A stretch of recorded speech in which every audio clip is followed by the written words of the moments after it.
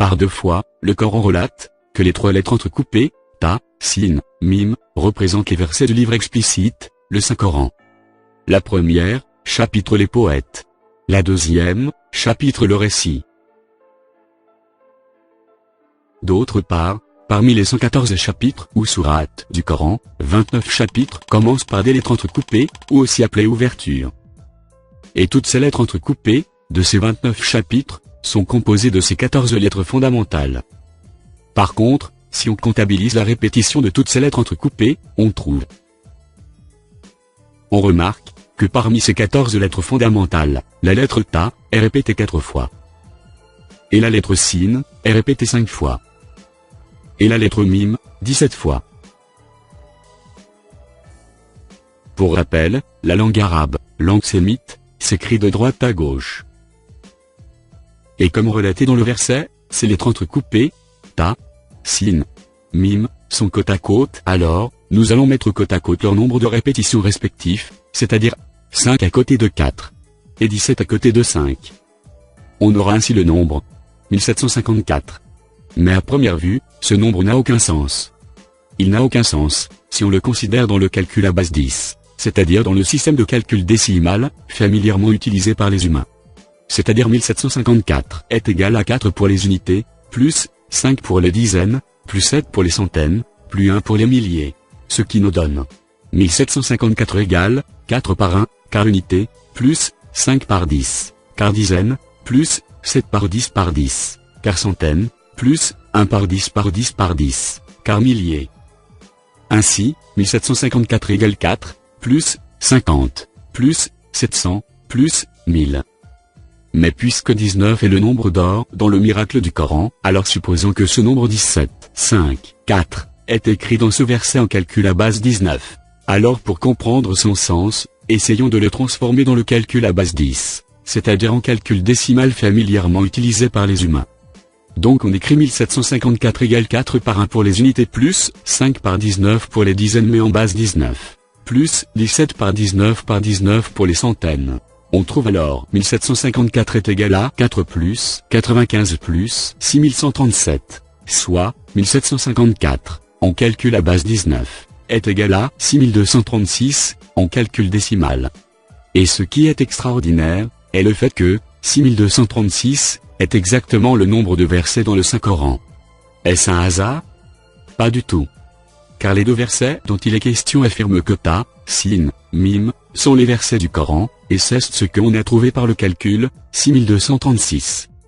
Soit, le nombre de versets du Coran qu'on a aujourd'hui entre nos mains, et est partout dans le monde, et qui date du 7e siècle. N'est-ce pas là, une preuve que ce Coran, nous peut être une œuvre humaine?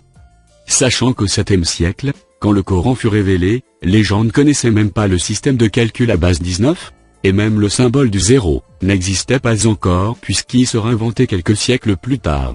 Au 7e siècle, en Europe par exemple, les gens utilisaient les chiffres romains, alors leur parler du système de calcul à base 19, du moment que le zéro n'existait même pas, est un mirage. N'est-ce pas là, un miracle?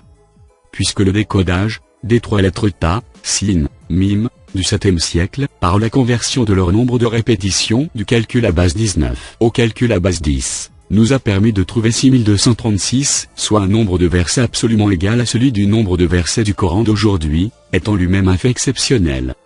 Et le plus étrange, est le fait que le calcul à base 19 était méconnu au 7e siècle, alors que le nombre des versets affichés explicitement, 1754, était en base 19.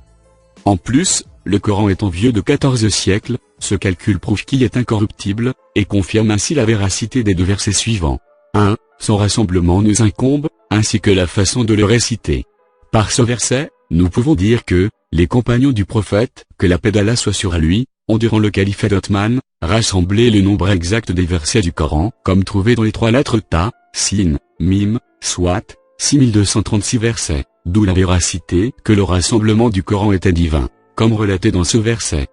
2. En vérité c'est nous qui avons fait descendre le Coran, et c'est nous qui en sommes gardiens.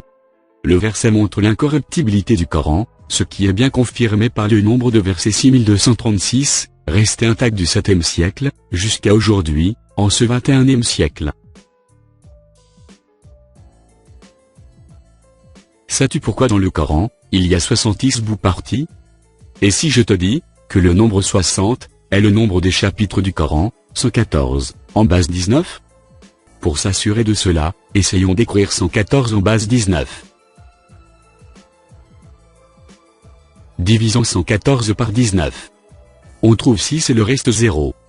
On écrit alors 114 égale 6 par 19, pour les dizaines en base 19, et 0 par 1, pour les unités. Donc en base 19, le nombre 114, a 6 comme dizaine, et 0 comme unité. Ainsi 114 en base 10, est égal à 60 en base 19. Conclusion, si le Saint-Coran est réparti en 114 chapitres distincts, il est aussi subdivisé en 60 parties égales, ou hizb. Ainsi, les 114 chapitres sont en quelque sorte la répartition qualitative du Coran, et les 60 parties ou hizb est sa répartition quantitative. Conclusion. 2 questions pour ceux qui ont encore du doute sur la divinité du Coran. 1. Qui peut bien être l'auteur du Coran pour avoir au 7e siècle caché le nombre de versets du Coran 6236, en utilisant le calcul à base 19, mais connu au 7e siècle. 2. Comment le Coran est resté incorruptible, du moins concernant le nombre de ses versets, qui est resté parfaitement intact pendant ces 14 siècles.